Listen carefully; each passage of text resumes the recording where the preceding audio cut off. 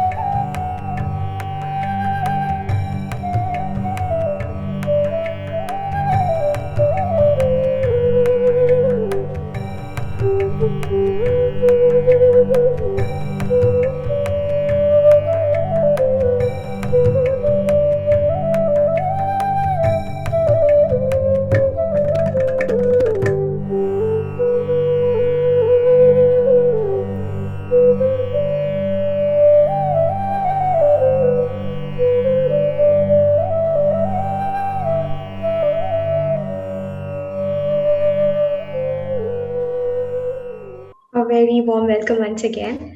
I now invite Dilip sir for the introductory remarks. Namaskaram.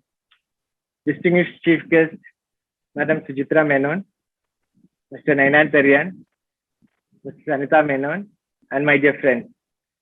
Good morning. At the outset, let me welcome each one of you to this beautiful day of learning. And a big shout out to all those watching us on social media. Happy New Year, friends. All of you would agree that unpredictability is the new norm of our lives in the current time. No more stability.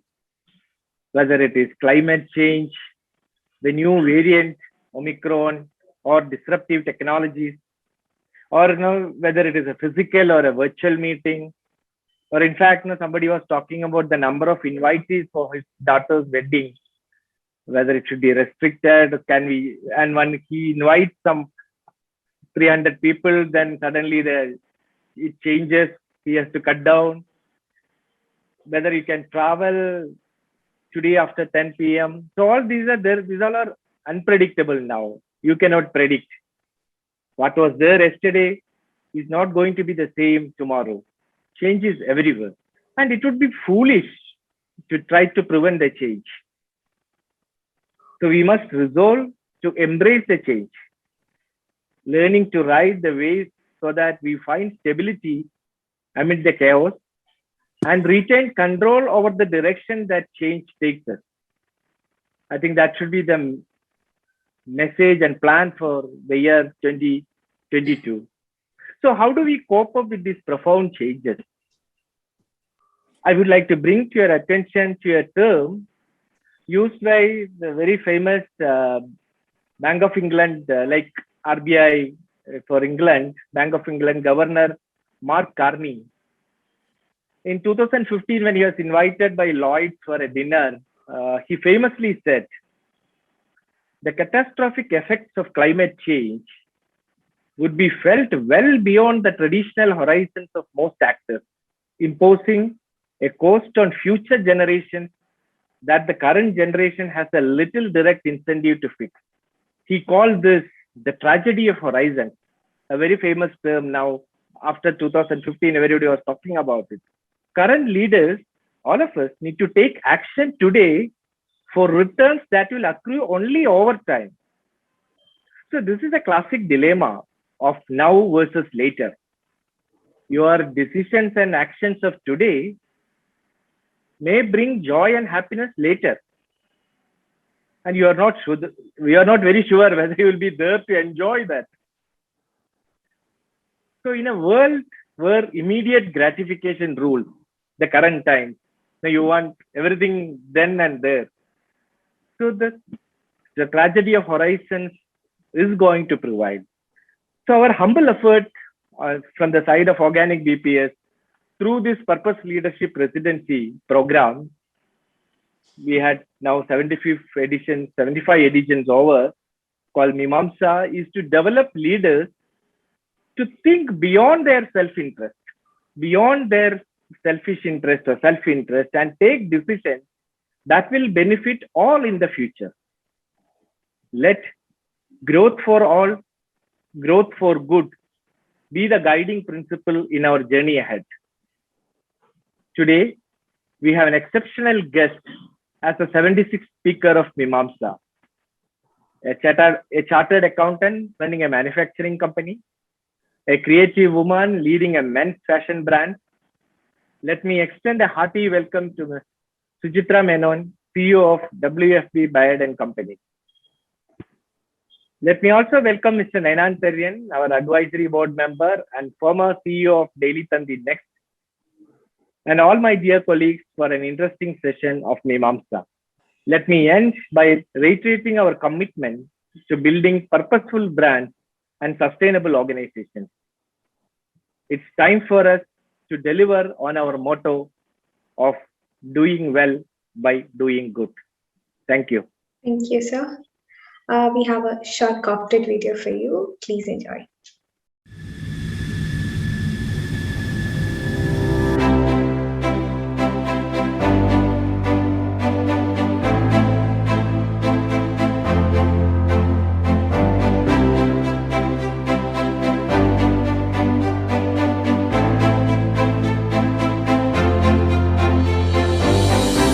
Restart game, restart India.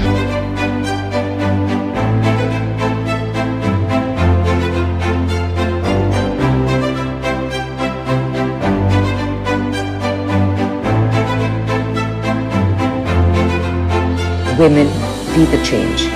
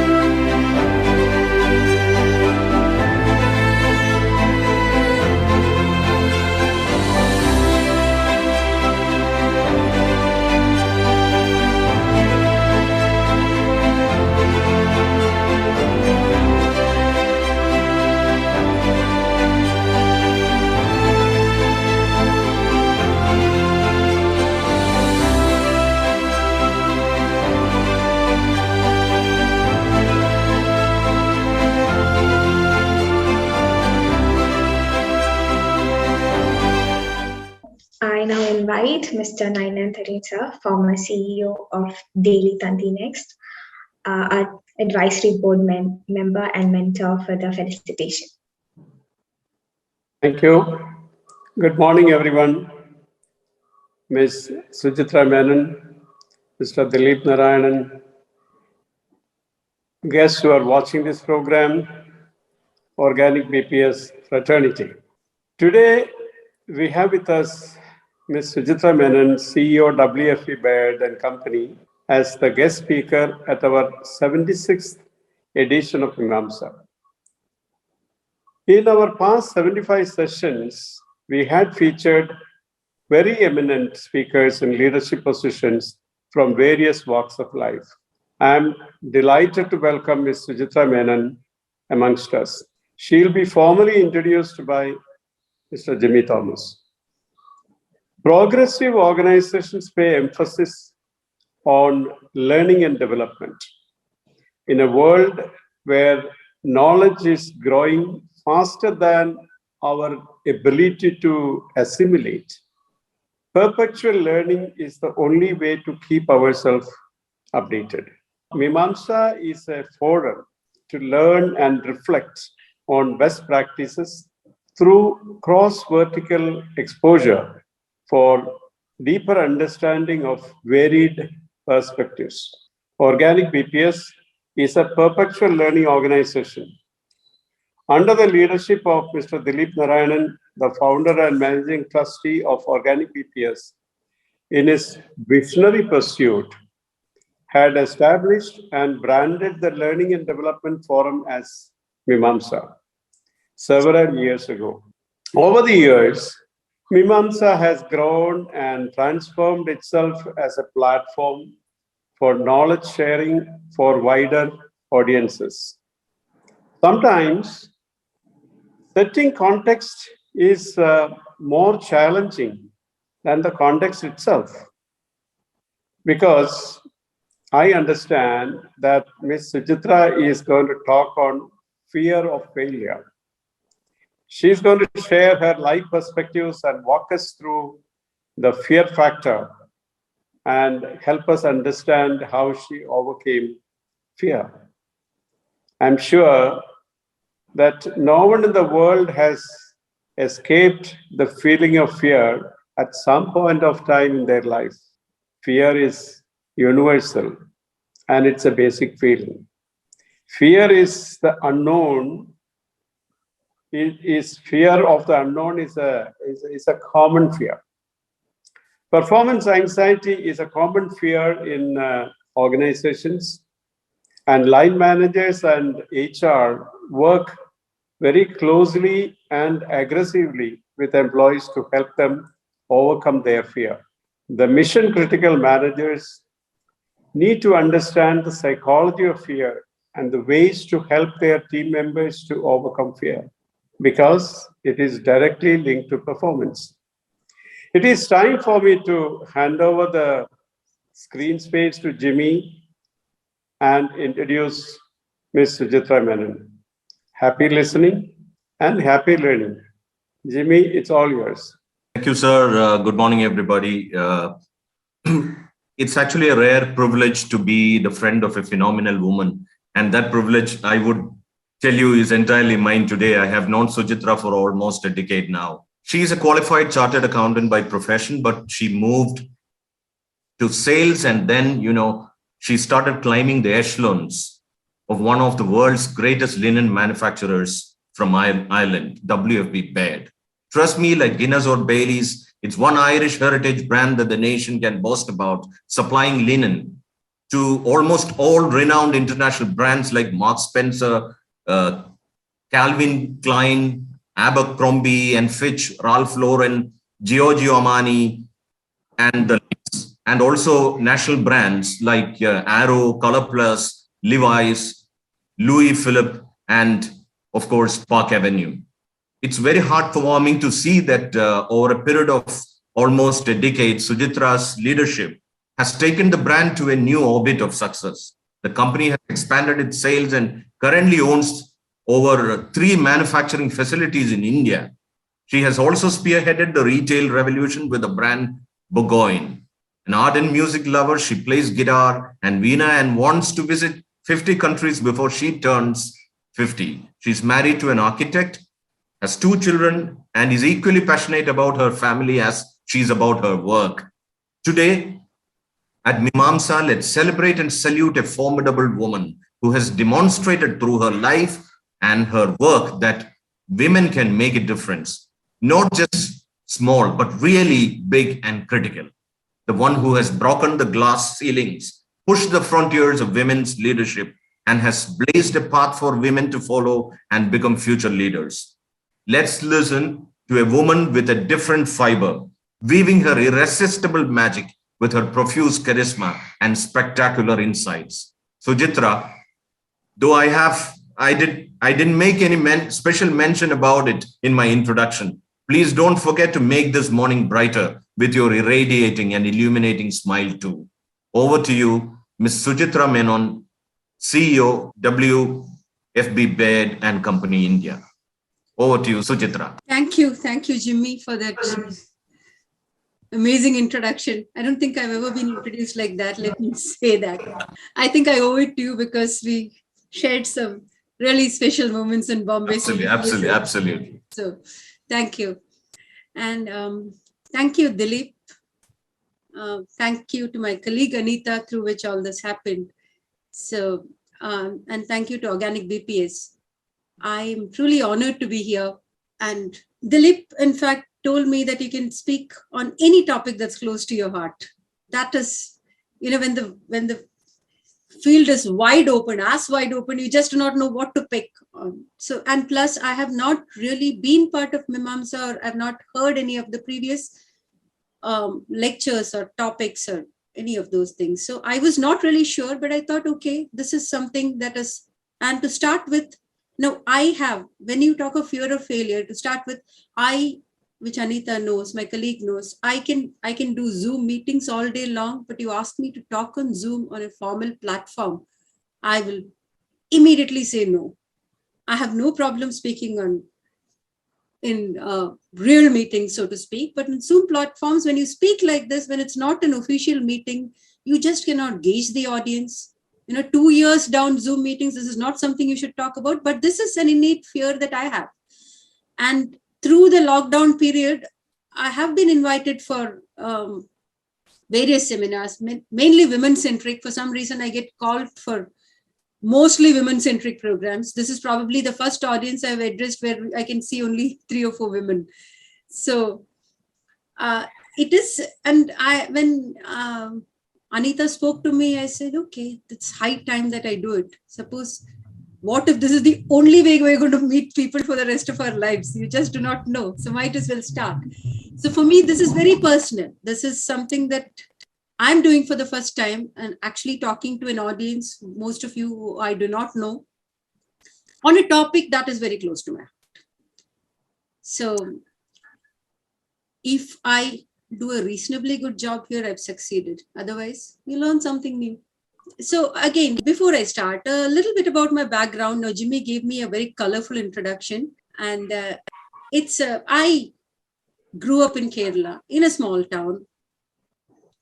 So when you talk of fear, everything stems from that. Everybody has, as Menon said, everybody has experienced fear at some point in their lives and will continue to experience through their lives on various factors.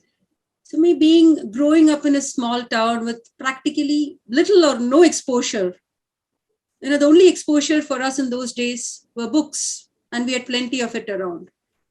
And through that, through a healthy dose of Enid Blytons when we were small, graduating to P.J. Woodhouse or Jeffrey Archer or anything, I largely stuck to fiction. To this day, I stick to fiction mostly because when you're working all day, the last thing you want is to go back and read more books about business. So that's again another new resolution, which I resolve to every year. But again, by 2 months down the line, I'm back to fiction. And I love getting into the character or getting into a world that is completely alien to ours. So that was the only exposure I had at that point. And also with my strange background, I'm a science graduate, accidentally fell into CA, completed that, had a fairly stable career in finance, then moved into sales, and then got into this management position, which is completely different from anything that I had done before. So fear at all stages, at all ages was very prominent and continues to have a lot of prominence in my life, personally. So when you're always riddled with choices and you just do not know whether the path you're taking is the correct one. Especially on a personal level, yes, all of us have experienced it. At a professional level, when you're young, yes, you know that you think that your parents have all the answers. When you're slightly older, you think your teachers have all the answers. Your peers have all the answers. And then your boss has all the answers. Once you start working, your boss, and if there is a problem, you go to the boss and that's it. It gets solved somehow. And you somehow think of people sitting in those positions as those having complete self-confidence, that they would have never experienced self-doubt, or they've not experienced it for years. So suddenly you wake up one day and realize that you are that person and that buck stops with you to a large extent. Then you have to completely reinvent yourself. Now, how do you do this? How do you do this? As you have the journey that I've had now with 20 years of my working life, it's marked with various experiences. But at the end of it, which is why when Dilip asked me to choose a topic, this is the primary topic that came to my mind, because it is debilitating, yes, but it is also in a way, the wind beneath my wings, because it sort of pushes you forward, surges you forward. So over my career, at some point, I started analyzing, why is this fear? Why is this huge, palpable fear? Why do your hands and legs start shivering when you're confronted with a major decision? So my first thought was, is this fear irrational? Is it really irrational? And is it overwhelming you? Is it stopping you at your roots? Is it not helping you to move forward? There have been moments in my life when it's absolutely rooted you to the spot and it's not allowed me to move forward. So then the question is it affecting your life? Is it affecting your career? And this is not like taking fear of a particular object or a snake or a cockroach is very different from the fear of failure. Fear of failure is about perceptions, it's completely extrinsic.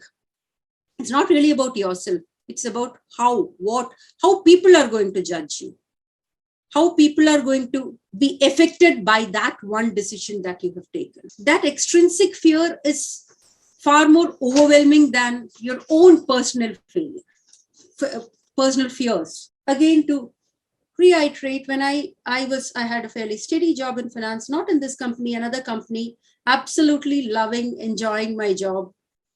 And with experience in a subject like finance, with experience, you gain a lot of confidence because there are only so many situations that you can face. And once you have gone through that, you feel that you can face any situation. And at that steady job, you're suddenly faced with this decision. You're presented with this opportunity of moving to this fairly obscure company, which nobody knows. Even to this day, I don't think many people know about this company that exists in Cochin. And people say, oh my God, you manufacture linen fabric in Cochin. We did not know. So that's because we are largely a B2B business. Yes, we do have a retail wing, which we are trying to grow, but that's a very small, tiny part of our business. So it's largely B2B, and we've not really gone into the corporate imaging or advertising part of it. When you're moving from a fairly well-known organization to a very small organization or unknown organization, there is that fear again. What if you're destroying your career? What if you've taken the wrong decision? But you take the plunge anyway. You come in, and then you settle into finance of this new company. And you understand that it's cakewalk compared to the previous company and finance part of it, at least in those days. So then you're suddenly thrust, when you're given the opportunity, not really given the opportunity, I was shoved into sales, so to speak, because the management, the owner just decided that you need to have some exposure in sales. So I said, why sales? It's the last thing I want to do in my life. And then you move into sales, and then you settle into it because you start enjoying another part of life, the travel, meeting people, having various experiences, actually growing, actually having a hand in growing the company and not analyzing, not the postmortem analysis that finance mostly does. And apart from cash and profits, you're actually thinking of something else. So that is, you're completely enjoying that, and you wonder whether you would ever want to go back into finance. And then whom you've been given another opportunity due to whatever reasons, because we had an Irish CEO at that point and he had to go back. So that's the opportunity itself presented. And I was asked this question. And yes, with fear of failure looming large in front of me, you just decide that, okay, you're taking the plunge. When you're almost 100% sure that you are going to fail. Because everything was against me, so to speak. I'm making this an autobiographical journey because fear of failure is a very personal topic. I mean, I can give a presentation as to what are the kinds of fears that you have, how you can overcome each one, and if you can ever overcome, so there are a lot of things in that. But I truly wanted to make this very, very personal and autobiographical, which is why I'm constantly talking about myself. And then in any situation in life, I always have a favorite Winnie the Pooh quote. For some reason, the Winnie the Pooh characters and the Piglet and Tigger and Eeyore, and I don't know how many of you read Winnie the Pooh, but they do have some gems. This is a quote by Piglet, and Piglet is telling Winnie the Pooh that you're braver than you believe, stronger than you seem, and smarter than you think. This has helped me in all occasions in life. And that is, in fact, I have the day that I was given the opportunity and I accepted the position, whatever diary I was using at that point, this is one thing that I wrote right at the top. And I still have it. I still have kept the diary. This was 8 years ago. And it somehow spurs you forward because you know that you have the ability. Now, the fear is the only debilitating factor. If you can overcome that, you can overcome anything. And then I set the ball rolling. And the first thing you do is to have a team around you. Now, this company was a very owner-driven, owner-led company when I joined the company. And why a set of people came from outside was to give it a new perspective and to grow it beyond what it was. Now, this company largely was, it's a geographical thing. Irish linen is the best known linen in the world. So that Irish factor was the factor on which the company was riding on. And then you move in and you build this team around you. And we start thinking as to where the company is going and what we should do differently. And I'm not going into what we have done in the company and what has changed in the company. All I can say is that once a solid team was built, everything became easy. Everything became easy. And fear, the best thing about fear is when you share your fear. A problem shared is a problem halved. It's very true about fear factor itself. You share your fear. If it's a very personal fear, you talk to your friends, you talk to your spouse, you talk to your family. But if it's a professional fear, if you do not know the decision you're making is how it's going to affect everybody, then you have this team around you and you start sharing that fear. When I'm talking in this era, and especially in the Omicron background, I cannot help but talk about the pandemic, about how that affected, how that uncertainty. Now, that is a once in 100 years opportunity that presented itself to all of us. The uncertainties, the only thing that was certain was the uncertainty. The uncertainty was, I don't have to explain it. We are 2 years into it and we all know what we went through. But the questions were not small decisions. The decisions were not small. The fear was not small. The fear was huge. The fear was purely about survival. So the question is, when you have fear, is the fear because you lack, you do not, thinking clearly, you do not know what your objective is, you do not know what your final goal is? These are all textbook things that you study. You be clear of your objective, you think about what the possible outcome should be, you be prepared for the worst so that anything that happens will be slightly better than what you thought of. In spite of everything, you may still fail. So when the pandemic happened, you start thinking, the first question is whether to downsize or not downsize. The basic question is, it's people make an organization. What do you do with the people? So we have, all in all, we have about 1,200 people working for the organization in permanent roles or as contract employees. So what do you do with the people? Do you know that there's going to be a business? Is your business going to be halved? Do you reduce the people to half? Or do you keep everybody and reduce everybody's income by half? So it was truly baptism through fire for all of us. And I have a very trusted colleague sitting here in the meeting, and we went through it. We really went through it together, and the fear was shared. And at the end of it, the decisions we took held us in good stead. And we are still sitting here and proudly having grown the company to beyond pre-pandemic levels. So one can't do it alone. Yes, one need to have a belief in oneself.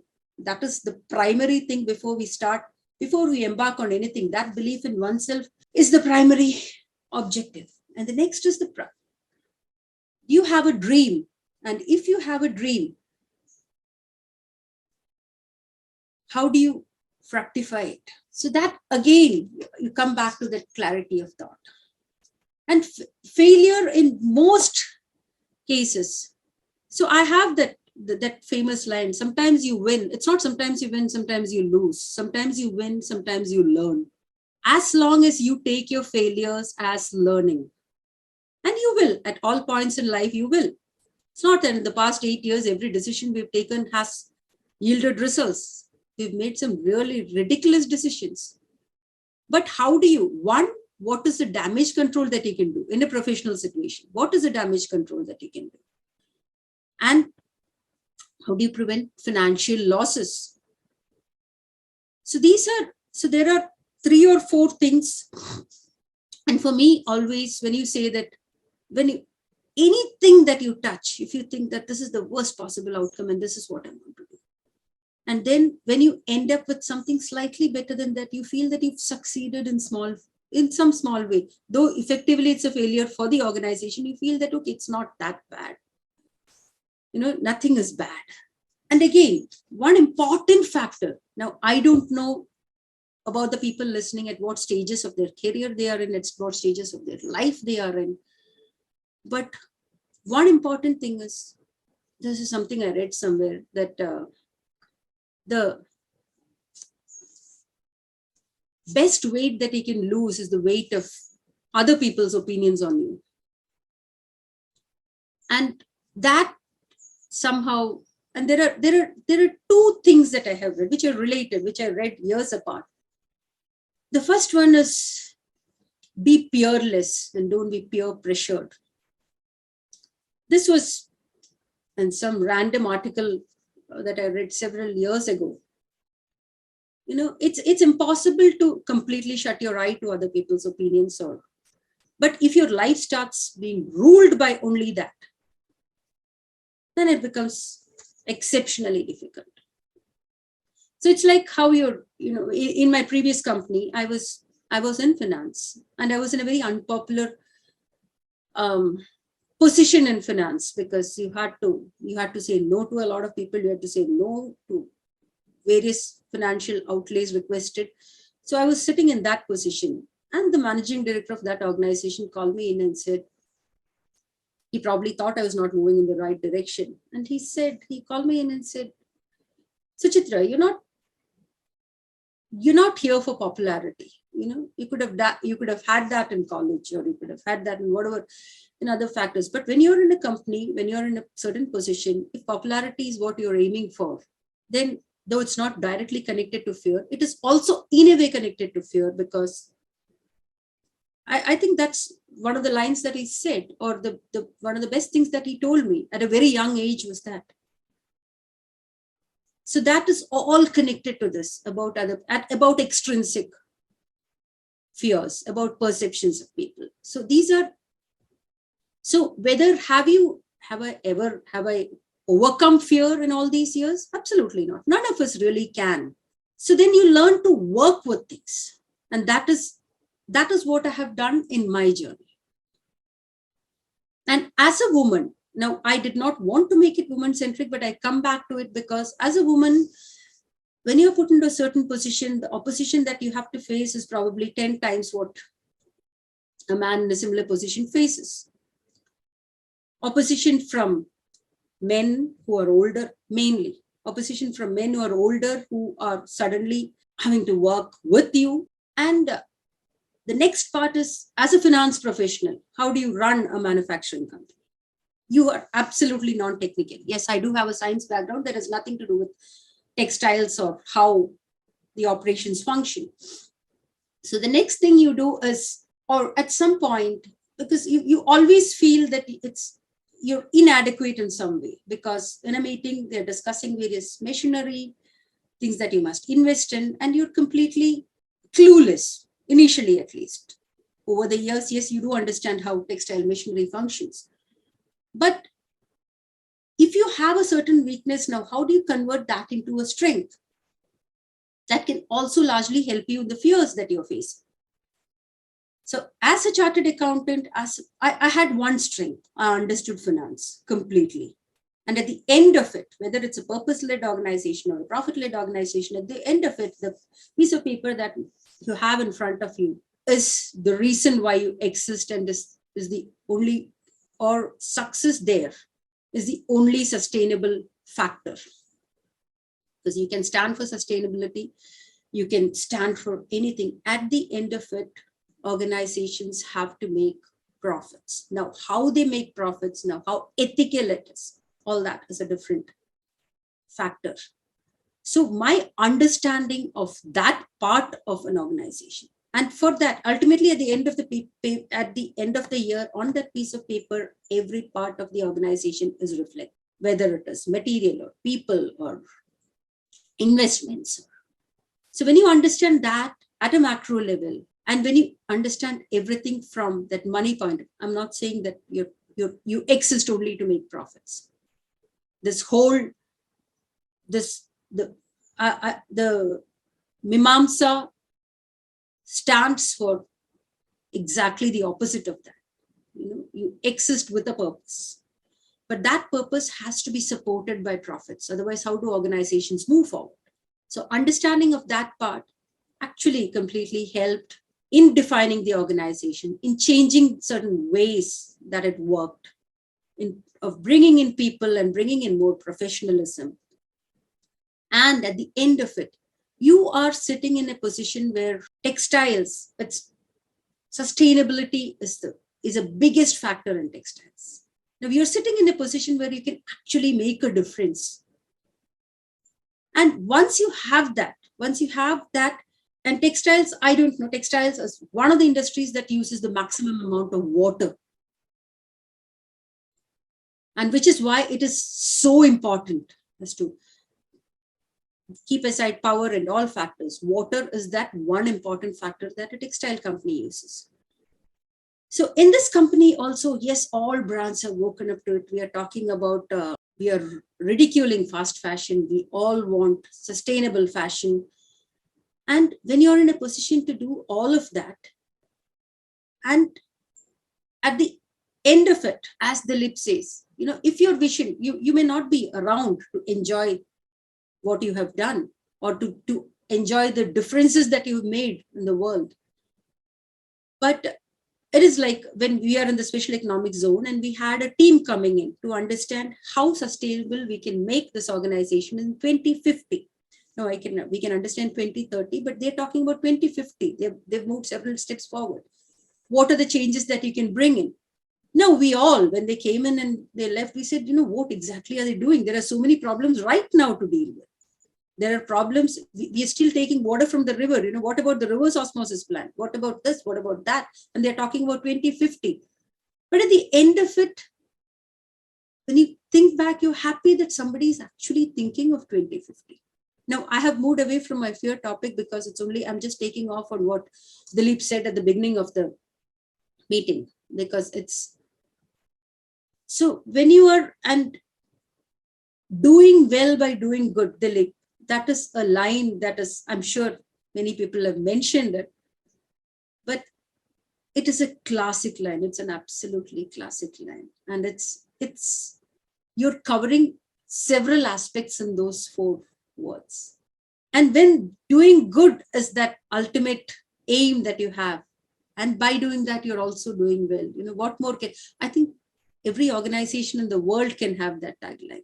So I have digressed to another topic. This is my problem with Zoom meetings, because you just can't stick to one, because you don't know what people are thinking. You don't know you don't know whether they want to ask questions. I don't know whether I overrun my 20 minutes because I can keep rambling on Zoom meetings.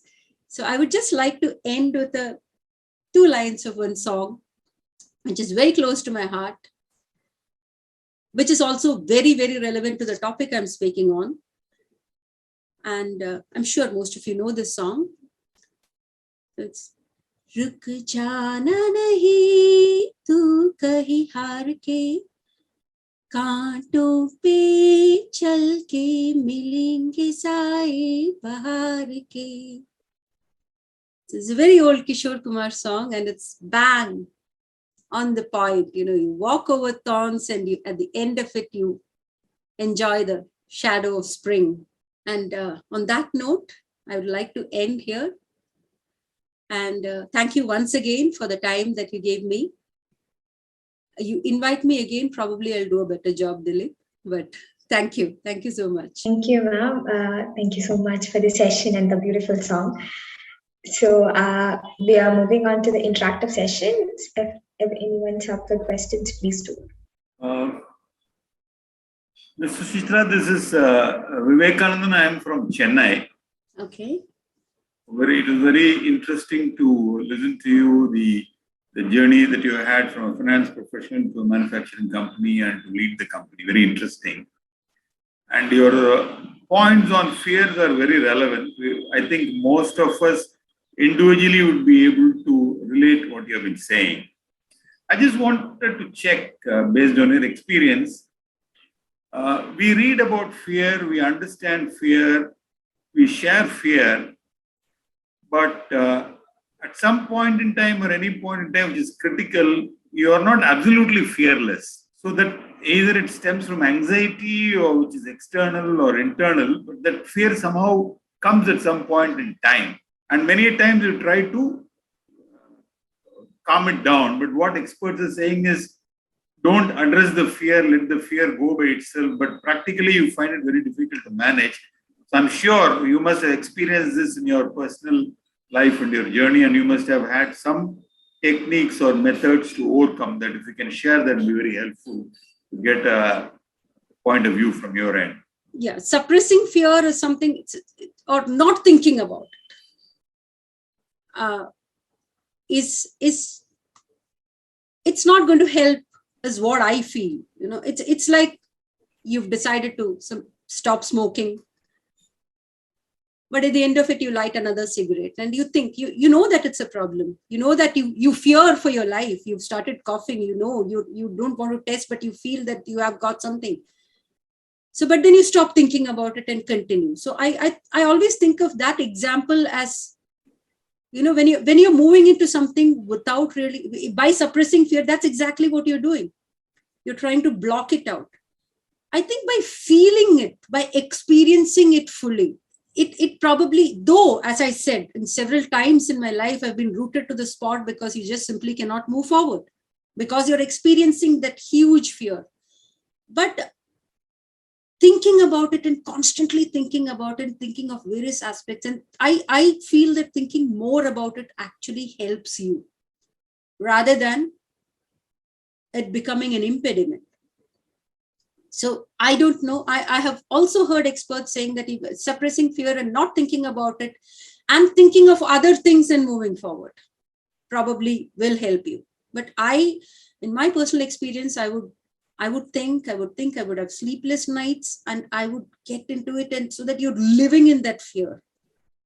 And then it's such an exhilarating feeling when you're out of it. Eventually, no, you will not know it immediately, but once you execute something, then there is no going back. But that has always helped me. Living in fear. That's. Anyone else, please raise your hands or unmute yourself. Mimamsa. Good morning, Ms. Suchitra. First of all, extremely happy to hear a very pleasant note on addressing fear and the journey that you have traversed so far. Now, my question is on what you possibly spoke in the initial stages of this talk. The many lady CEOs I've spoken to in my life have all said that working in a mixed environment, especially working with probably men, is more comfortable.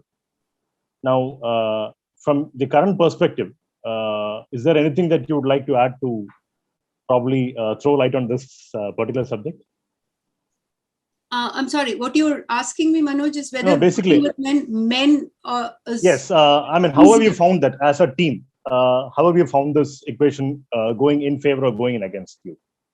I mean, there is some truth in that, and though I've not personally experienced it, I from an outside perspective, if it is I have dealt with women heads or women, senior women in other organizations and senior men in other organizations.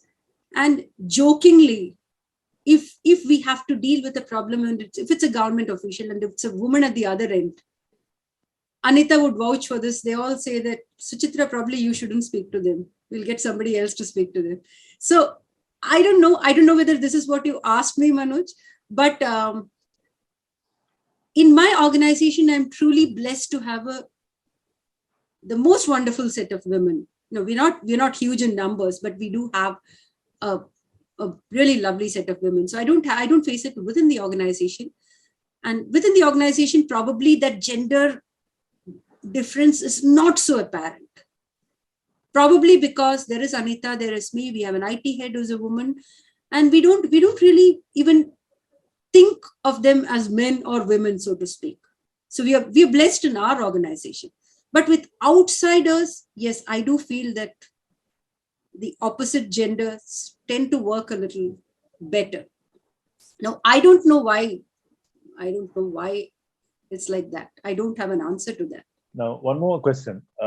Basically, as probably this is something that you may have to address all the time. You follow certain values as a CEO, but probably the kind of results that you have to deliver.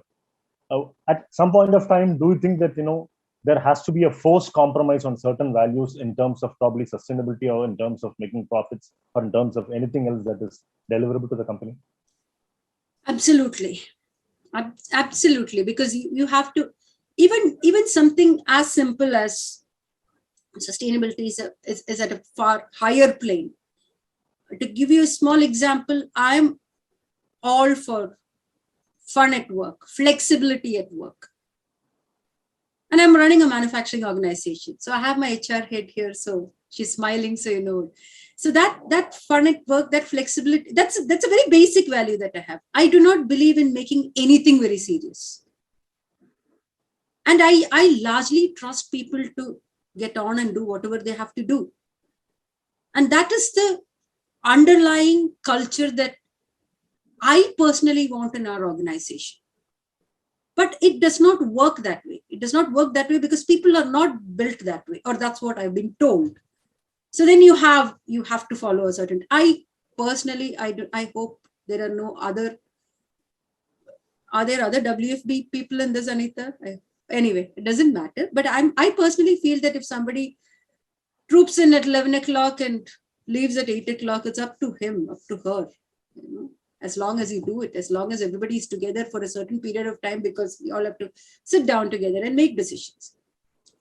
But yes, we do have to follow the 9 to 6 pattern because that is the norm. It's a manufacturing organization. You have the workmen, you have the production staff who have to follow a certain schedule because that's the discipline. You can't just, so that clash is always there between my values and what the organization has to necessarily do. So from that level to sustainability level, yes, absolutely. Because you would want to do a whole lot of things, but are your customers willing to pay for that? And if the customers are not willing to pay, who's paying for that? You're not existing for charity. At the end of it, there has to be a bottom line. So those compromises happen always, from the culture of the organization to the sustainability part of it. You always have to do things which you do not stand for, which does not give you a warm, nice, fuzzy feeling. No. But if it is required for the organization, that at the end of it, for the overall good of the company, you just shut your eye and move forward. And that also makes you a slightly more flexible person. If everything has to happen the way you want it to happen, flexibility is the need of the hour in every individual. It is absolutely necessary. So this Sajid here from Bangalore. I just wondering, when you're talking about your experiences and this kind of an audience with grown-up audiences, but what you talk to the future generation, the young people, how do they, overcome the fear? Primarily, they start with the fear of examination, the fear of the fright of, standing up and talking somewhere. And then slowly what happens, they get into a cocoon and, they don't move out. And then slowly I've seen some students or, some people at least moving out into a hatred. The fear becomes hatred. So you talked about living with fear. So accepting the fear as part of the life. How do we tell the younger population that it's all right to have fear and then live with it? How will they understand this? So that was exactly why, because I was also not sure of the age of the audience, but having said that, okay, I'm in a position which is an advanced stage in my career and age where you're running an organization. And for the younger generation or the young people to know that even at that level, you're facing this every day of your life. So it's not that, so the younger you are, and if you learn to deal with it at that age, be it an exam fear or anything that you can think of, if you learn that at a very young age, and if you put that into practice, the fear will be there, but it will be easier to handle it always. Which is why I go with the motto of living with your fear. And living with your fear and actually doing something that will help you overcome it. If you're scared of a particular thing, go on and do it. Go on and do it. Unless you want to be in a shell and you just do not want to do it. Why would everybody, almost probably 90% of the people have a fear of public speaking or more. I don't know the statistics. Public speaking of any kind. So you start, which is why you start your children early in schools now. They don't pick the smartest child to address the class. The newer schools have started making a difference. They pick the shyest child and ask him or her to address the audience, address a class. It could be a small class of 10 or 15 students. So I think we as parents and teachers can truly help in children overcoming their fear. Now, as I say, there is never a point where you overcome it. So learning to live with it is what I would recommend to everybody. And when you know that the people right at the top or the people you're looking up to also is experiencing or going through all these things, it makes it acceptable. You're not the only one around. Living with fear and going ahead and tackling fear those are the two things that I can possibly advise the younger generation, and to also know that it is okay. And in spite of it, you can go on and achieve your dreams. And that's possibly what I would like to tell everybody.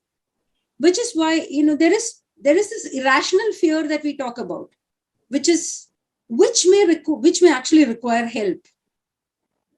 But here we are not talking about irrational fear. Here we are talking about day-to-day fear of failure that everybody faces, for which you do not need outside help. You may need your family, you may need your friends, but at the end of it, it's completely up to you to work on it and come out of it.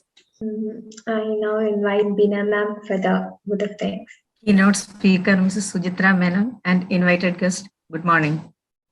It is a great privilege to propose the vote of thanks to the distinguished guests present here today. Let me extend our deep sense of gratitude to Mrs. Suchitra Menon.